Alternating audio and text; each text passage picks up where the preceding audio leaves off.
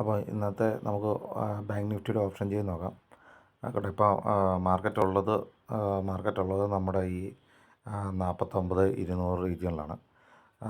പക്ഷേ കണ്ടോ, അപ്പോൾ താഴത്തേക്കാണ് ഇവിടെ പുട്ട് സെല്ലേഴ്സ് ഇവിടെ പ്രസൻറ്റ് ചെയ്തിരിക്കുന്നുണ്ട്. അവരുടെ നല്ലൊരു ചേഞ്ചും ഉണ്ട്.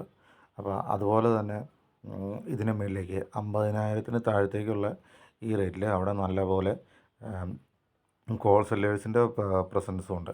ഇപ്പോഴത്തെ പ്രസൻറ്റ് കണ്ടീഷനിൽ ഇത് മാർക്കറ്റ് മുകളിലേക്ക് താഴേക്കും വിടില്ല എന്നുള്ള ശക്തമായൊരു രീതിയിലാണ് ഇരിക്കുന്നത്. അപ്പം മാർക്കറ്റ് ഗ്യാപ്പ് അപ്പ് ഓപ്പൺ ആയി കഴിഞ്ഞാൽ അത്